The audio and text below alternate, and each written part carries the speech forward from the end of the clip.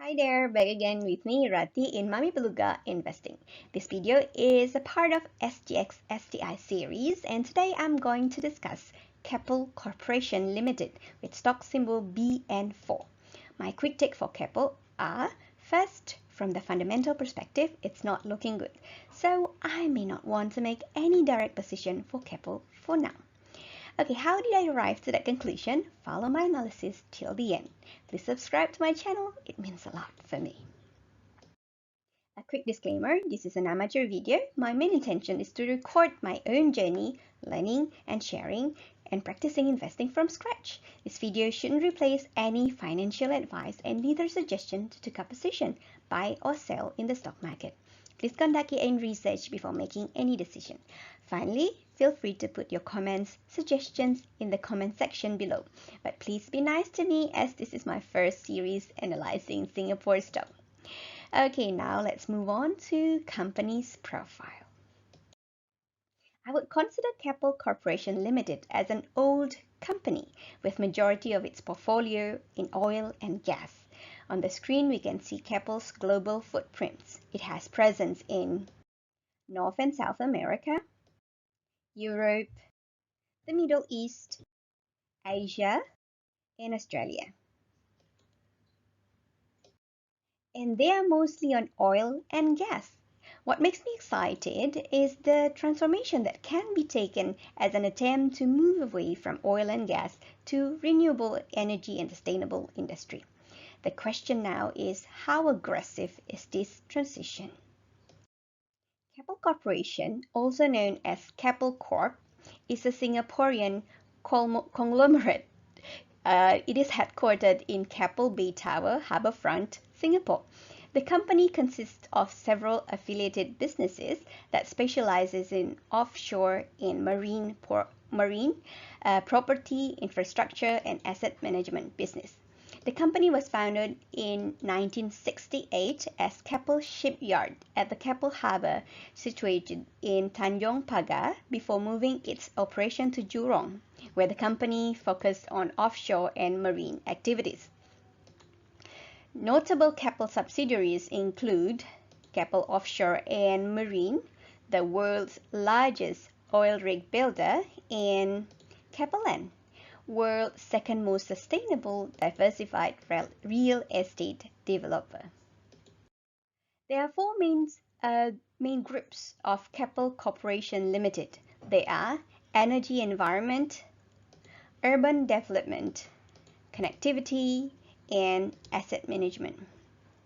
Keppel O&M, or Offshore and Marine, will exit the offshore rig building business after completing the existing rigs under construction.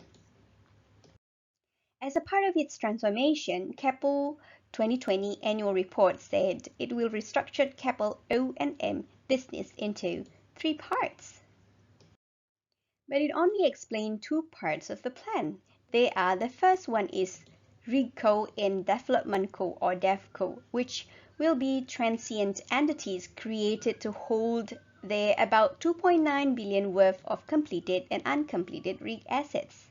And the second one is Operating Co, or OpCo, which from my understanding doing two things: stripping down and divesting most of Keppel O&M business and assets, as well as outsourcing those that can't be divested, investing in projects with predictable streams of cash flow, including renewable energy projects such as offshore wind farms and solar farms, gas solutions, production assets, and new energy solutions such as hydrogen and tidal energy. Some of them appear in this collage here below, taken from their 2020 annual report. Okay, based on the latest annual report, the largest Keppel shareholding is Temasek Holding Limited with 20% of shares. The second largest is BlackRock, which is a very large fund manager with 5% of shares, while the rest of the ownership is hidden behind bank or broker custodian account. Okay, now that was a brief profile for Keppel Corp. Next, let's look at the company's performance. To look at the company's performance, here I plot Keppel Corp's earning per share for the last 12 years. that was a lot of information together. I've taken any stock splits adjustment into account. Quickly, we can see that on the screen, we can see that Keppel Corp is not a growth company. Its earning increases from 2008 till 2012, but subsequently it steadily decreased until 2017. It showed some recovery in 2018 but continued the downward trend until recorded a loss in 2020. Okay. From the 2020 annual report, only Keppel Offshore and Marine that are recording loss, while the other business sectors or segments still recorded some profit. Keppel Offshore and Marine is a business sector in Keppel Corp Energy and Environment Business Group. This business group reported a net loss of 1.2 billion in the 2020 financial year. Okay, the previous financial year, the same business sector recorded a net loss of 101 million. So it makes sense that the bulk of transformation happened in this energy and environment part of the business. Okay, so that was the company's earning.